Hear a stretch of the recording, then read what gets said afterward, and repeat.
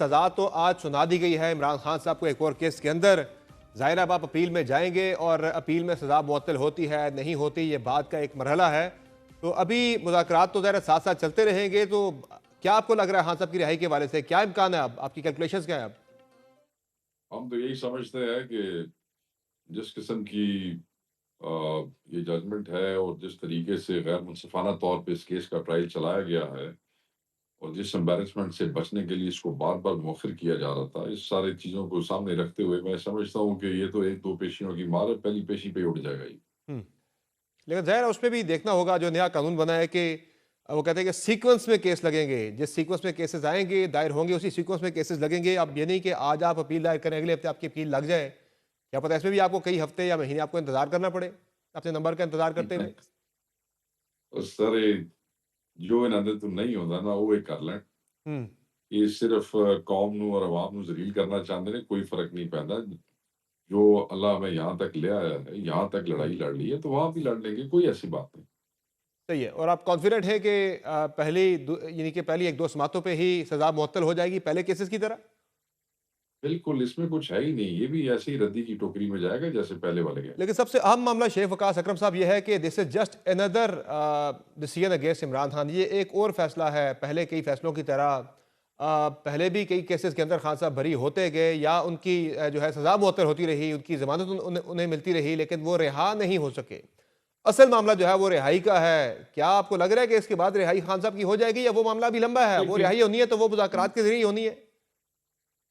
देखिए नहीं, हमने वो रिहाई को खान साहब की रिहाई को जो है वो नथी नहीं किया हुआ मुज़ाकरात से, क्योंकि अगर वो किया होता तो फिर तो आज के फैसले के बाद ये मुज़ाकरात का हमारी तरफ से ऐलान हो जाता कि भई हम इसको ख़त्म कर रहे हैं।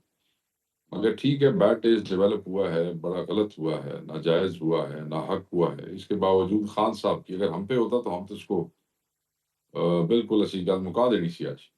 मगर खान साहब की डायरेक्शन यही है हम्म, कि ठीक है, चीज़ें इफ़ेक्ट ज़रूर होंगी, मगर क्योंकि ये उससे नत्थी नहीं है, हम कोई डील नहीं कर रहे और हम 26 के शहीदों और असीरों का और मिसिंग पर्सन्स का इंसाफ लेना चाहते हैं, इसलिए आप इसको जारी रखिएगा और 9 और 26 के हवाले से कमीशन की बात है, तो आप इसको जारी रखिएगा।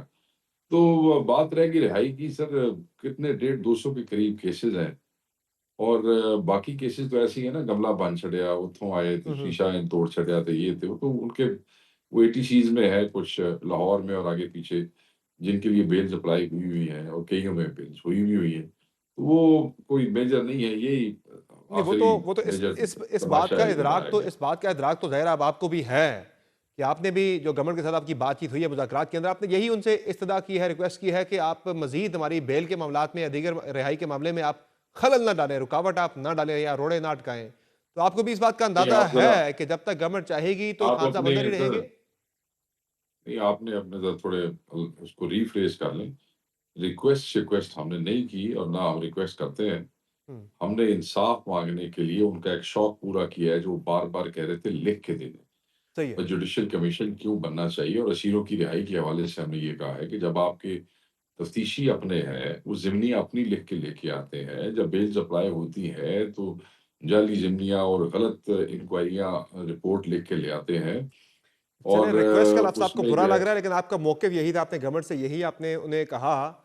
तो उससे ये बात वाज़ेह तो होती है हमने कि आपको इस उसकी बात का बिल्कुल अंदाज़ा है, हाँ, आपको अंदाज़ा इस बात का है कि जब तक ये चाहेंगे खान साहब अंदर ही रहेंगे, चाहे जितने केसेज़ में उनकी सज़ा मुअत्तल होती रहे, जितने केसेज़ में उनकी बेल होती रहे। इनके चाहने से कुछ नहीं होता। मेरे रब को जब मंज़ूर हुआ इमरान खान साहब जल्द बाहर आ जाएँगे। बात ये है, ये आप क्या समझते हैं कि चीज़ें कोई इंसान के हाथ में ऐसे होती हैं? ठीक है, अल्लाह ताला का एक निज़ाम है। जब रब को मंज़ूर होगा और मुझे यकीन है कि मेरा अल्लाह जल्दी-जल्दी जो है वो खान को बाहर लेके आएगा और ये चीज़ें इनके हाथ में नहीं रहेंगी। एक हद तक चीज़ें इनके हाथ में होती हैं, बस उन्होंने मार लिए अपने ज़ोर-शोर जो मारने थे और उन्हें क्या करना है। ये आप एक अंदाज़े की बेसिस पे कह रहे हैं या कोई मालूमात भी हैं, जो कि आजकल बड़ी अहम मुलाकातें तहरीक-ए-इंसाफ की हुई हैं? मुझे अपने रब की ज़ात पे तवक्कुल और यकीन है, मैं उस यकीन की सूरत में कह रहा हूँ। सही है। तो आगे के हवाले से अब क्या वे फॉरवर्ड है? आपको मुज़ाकरात को लेकर जो है हफ़्ते का टाइम आपने दे रखा है गवर्नमेंट को। अगर वो नहीं आते कमीशन जिस तरह से आपने माँगा है, नहीं मिलता, तो फिर क्या मज़ीद आगे नशिस्तें नहीं होंगी? मुज़ाकरात का प्रोसेस जो है वो स्टॉल हो जाएगा या बढ़ेगा आगे? जी, नहीं बढ़ेगा, कोई नशिस्त नहीं होगी। अगर formation of the judicial commission जो है वो अनाउंस नहीं होगी तो कोई चौथी नशिस्त नहीं होगी। और टीओआर में आप तब्दीली अगर गवर्नमेंट करती है तो उस पे बातचीत हो सकती है, यानी कि ऐसा नहीं कि जो टीओआर आपने दिए हैं एज इट इज वही गवर्नमेंट एक्सेप्ट कर ले। वो अपने अगर टीओआर शामिल करते हैं या इसमें रद्दोबदल करते हैं तो वो भी आपके लिए एक्सेप्टेबल होगा। देखिए, टीओआरस तो अभी उन्होंने बनाने हैं जी उसके जुडिशल कमीशन के हवाले से। ये तो चार्टर ऑफ डिमांड्स था। टीओआरस पे तो अभी बात होगी अगर वो बात करना चाहते होंगे। हाँ, formation of the judicial commission announce कर दें, तो हम टीओआर पे बात भी कर लेंगे। मगर अगर वो उस पे एग्री ना करें, तो फिर तो हम्म। टीओआरस तक भी बात नहीं पहुँचेगी। नहीं, एग्री तो वो कर सकते हैं, लेकिन वो टीओआर पे गवर्नमेंट जो है वो ये बात कर रही है कि ये जो टीओआर तहरीक इंसाफ ने जो दी है, जो शराइत आपने रखी है कमीशन के वाले से, तो कह रहे हैं कि इस पे तो कमीशन बनना बड़ा मुश्किल है। सर, ये तो चार्टर ऑफ डिमांड है ना, देयर इज़ अ हाँ हाँ। Difference between charter of demand and TORs. Terms यही ऑफ चार्टर रेफरेंस ऑफ जो है डिमांड के वो अंदर किस जो तरह आपने उसकी प्रो शराइत रखी, कल को यही जाके टीओआर बनेंगे। ये तो कमेटियाँ आपस में बैठेंगी तो आपस में तय कर लेंगी। मगर जो हमारे मेन डिमांड्स है, उसका जो फिलॉसफी है या वो है, उससे वापस कोई नहीं हटेगा। तो पसे पर्दा जो कोई एक बात चल रही थी, बुशरा बीबी भी कुछ मुतहरक थी राब्तों के बारे से, अब वो भी ज़ाहिर है उन्हें भी सजा होगी, वो भी जेल में चली गई है, तो वो सिलसिला भी अब क्या रुक जाएगा या कोई और उसे लीड करेगा? ये जो बुशरा बीबी साहिबा के हवाले से जो आप बात कर रहे हैं, इसे तो हम बहुत पहले डिनाई कर चुके हैं कैटेगरिकली, हम्म। 1 दफ़ा नहीं 10 दफ़ा कर चुके हैं। सो ऐसी हम्म। कोई बात पीछे नहीं चल रही थी और खान साहब स्पेसिफिकली इस पे कह चुके हैं कि यही है जो हो रहा है, इसके अलावा कुछ नहीं। वो तो खान साहब ने भी कहा था वो जो कोशिश कर रही हैं वो मेरे लिए पूरी पार्टी के लिए कर रही हैं, ज़रा वो कोशिश कुछ ना कुछ तो कर रही थी, जिसका खान साहब ने जिक्र किया था अपनी गुफ्तगू में। वो पार्टी के हवाले से बात कर रही होंगी, अगर वो कोई कोशिश कर रही है तो मेरे लिए कर रही है, वो कोई पस पर्दा की बात नहीं थी। अच्छा, बैरिस्टर गौहर की जो मुलाकात हुई आर्मी चीफ के साथ, उससे तहरीक इंसाफ ने कहा जी बड़ी अच्छी हमारी बातचीत हुई है, उससे बड़ा खान साहब ने उसका खैर मकदम भी किया। लेकिन बाद में फिर वो कहने लगे नहीं, ये तो सिक्योरिटी के पैराए में बात हुई थी, पार्टी ने तो बड़ा एक माहौल बना दिया था जनाब कि ये तो बड़े दूर तक हमारी बात चली गई है, तो वाकई ये सिक्योरिटी के नहीं, पैराए में ही थी या आप तो चीज़ें थी कुछ नहीं, और? नहीं, पहले मैं थोड़ा-सा आपसे इल्म हासिल करना चाहूँगा कि पार्टी में किसने ये माहौल बना दिया था कि जी साडा ते बड़ा आगे काम चला गया। दसो ना बंदे दा नाम तो बैरिस्टर दसो गौहर ना ने ज़रा। कहा था कि बड़ी अच्छी हमारी मुलाकात रही, ज़ाहिर है वो अच्छी किस सेंस में थी, हाँ, सिक्योरिटी के मामले में दैट्स आके व्हाट वो कह रहे हैं, खान साहब ने कहा देखिए कि बड़ी अच्छी अच्छी बातचीत मुलाकात होनी चाहिए, रहना हमारी एंगेजमेंट होनी चाहिए, खान साहब ने नहीं कहा, ये बयान नहीं दिया। अच्छी मुलाकात होना और माहौल बना देना पार्टी का पूरा ਉਹਦੇ ਵਿੱਚ फ़र्क ਹੋਇਆ ना जनाब साहब भाई, ਉਹਦੇ ਵਿੱਚ थोड़ा ਜਿਹਾ जी। फ़र्क ਹੁੰਦਾ है। ਗੱਲ ਇਹ है कि he is also from KP, he is our chairman nominated by Imran Khan साहब।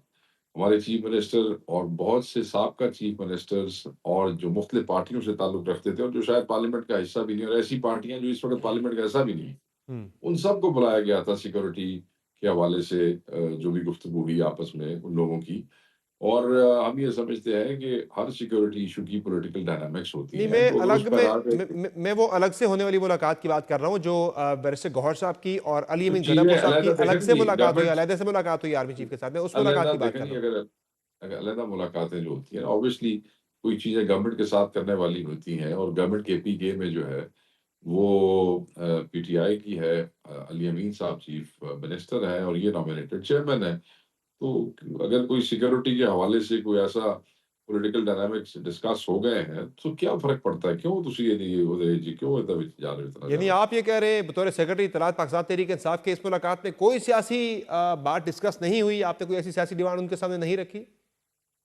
मैं ये कह रहा हूँ कि जो केपी की सिक्योरिटी सिचुएशन है, just like any other security situation in the hmm. world, it has a political dynamics to it. और जब आप उस सिक्योरिटी सॉल्यूशंस ढूँढते हैं, तो पॉलिटिकल डायनामिक्स पे बात करनी होती है। अगर उस रेफरेंस से कोई बात हुई तो हुई हो, वरना अदर देन दैट तो कोई मेरे ज़हन में ऐसी तहरीक चीज़ नहीं। इंसाफ की सियासी मुश्किलात के हवाले से कोई बात नहीं हुई आर्मी चीफ के साथ तहरीक इंसाफ की, बैरिस्टर गौहर साहब की या गडापुर साहब की? आप ये तो तस्दीक करें। मैं गौर साहब से रिक्वेस्ट करूँगा, वो आपसे बात करेंगे क्योंकि मेरे इल्म में तो उन्होंने कोई ऐसी बात यानी नहीं की। पार्टी के सेक्रेटरी इत्तलात लाइल में कि ऐसी कोई बात नहीं हुई या इट्स नॉट अबाउट लॉ इल्म क्योंकि अगर कोई ऐसी बात हुई होती, तो मुझे ज़रूर बता देते। बट ज़रूरी नहीं है कि जो बात नहीं है, वो सेक्रेटरी इत्तलात ने ज़रूर ढड़ के आपको बता देनी है, ऐसी बात नहीं। अच्छा, आज एक बड़ी अहम डेवलपमेंट हुई है अपोजिशन के कैंप के अंदर। आज तहरीक तहफ़्फ़ुज़ आईन पाकिस्तान के प्लेटफॉर्म में आज शाहिद हक़ान अब्बासी साहब भी उसमें शामिल हो गए हैं। उन्होंने भी इस आपके साथ मिलकर तहरीक चलाने का फैसला किया है, आगे इस तहरीक में जाने का। 8 फरवरी को आप एक बड़ा एहतजाज प्लान कर रहे हैं, 8 फरवरी के इंतखाबात के हवाले से। क्या लाएमल है? सिर्फ ये वन डे इवेंट होगा या इसको एक मरबूत अंदाज में लेकर आगे बढ़ेंगे?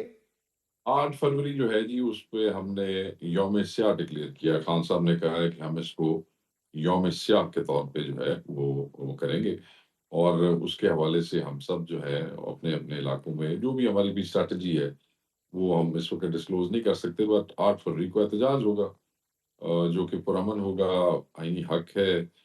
और ये जो मैंडेट चोर हैं, जिस तरीके से इन्होंने हमारा मैंडेट चुराया है, इलेक्शन चुराया है, उसके ऊपर it will mark that daily. एहतजाज जो तहरीक इंसाफ ने आज भी प्लान किया हुआ था, आज के दिन भी, कि सजा अगर हुई खान साहब को तो हम एहतजाज करेंगे पूरे मुल्क के अंदर, प्लान किया हुआ था तहरीक इंसाफ ने। पिछले हफ्ते ही असद नहीं, कैसर साहब ने ऐसी हमारे नहीं, प्रोग्राम में ये अनाउंस किया नहीं। था कि हम एहतजाज करेंगे भरपूर तरीके से अगर सजा हुई खान साहब को। वो एहतजाज हुआ आई नहीं है, डोंट नो। क्या वो फैसला बाद में चेंज नहीं, हो नहीं, गया नहीं, नहीं, या क्या था? नहीं। सर, मैं मेरे फिर एक तरफ तो आप या पार्टी तर्जुमान की बात सुन लें या हमारे सीनियर मेंबर की बात सुन लें, अगर पॉलिसी की बात लेनी है तो आप मुझसे ले लें। हमने कहीं भी किसी भी जगह पे एहतजाज का ऐलान नहीं किया था। हम्म। आज लोग निकले हैं, जीबी में निकले हैं, पंजाब के अंदर फ्लैश प्रोटेस्ट हुई हैं, लाहौर के अंदर मुख्तलिफ जगहों के ऊपर हुई हैं, पिंडी में हुई हैं, पेशावर में हुई हैं। लोगों ने अपने प्रेस क्लब्स के सामने वो किया है। लोग अपने-अपने जज़्बात अपने-अपने तरीके से वो करते रहे हैं। It was not planned by the party, it was done by people, PTI on their own. तो ये शेख वकास अकरम साहब, जो 8 फरवरी का आप एहतजाज प्लान कर रहे हैं, ये कोई बड़ा इवेंट भी आप कर रहे हैं इसमें, जिसपे आप सारी सियासी जमातों को इनवाइट कर रहे हैं? कोई इस्लामाबाद में नहीं, या कोई बड़ा जलसा भी होगा या कोई एहतजाज डी चौक की तरफ भी होगा या क्या होगा? अभी तक आइसोलेटेड कोई ऐस छोटे-छोटे एहतजाज होंगे मुकामी सतह पर? नहीं, अभी तक कोई ऐसी बात नहीं है। भई यौम सियाह जो है वो डिक्लेयर कर दिया है और अपने अपने मैं अब आपके साथ स्ट्रैटेजी डिस्कस नहीं कर सकता। आपको पता है फिर हमारे लोगों के लिए मसाइल पैदा होते हैं। वो जो 8 फरवरी को जो है वो करेंगे, एहतजाज करेंगे जी, बस वो जब यौम सियाह है तो ऑब्वियसली यौम सियाह वाले दिन कुछ तो करेंगे ना वो। सही हो गया। मगर जो भी होगा वो पुरअमन होगा और आईनी होगा। बहुत शुक्रिया शेख वकास अकरम साहब, आपने ज्वाइन किया प्रोग्राम में। नाजरीन, यहाँ एक मुख्तसर ब्रेक लेंगे, ब्रेक से वापस आएंगे, नून लीग का मौक़िफ़ शामिल करेंगे, बात करेंगे ब्रेक के बाद। हमारे साथ रहिएगा।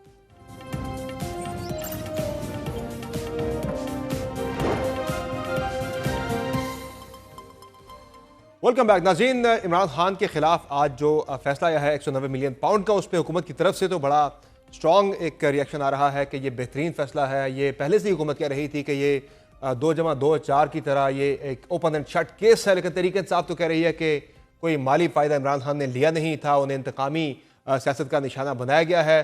अब आगे मुज़ाकरात का मुस्तकबिल क्या होगा इस फैसले के बाद, और इसमें अगर सज़ा मुअत्तल हो जाती है तो फिर हुकूमत के पास अगला लाएमल क्या होगा?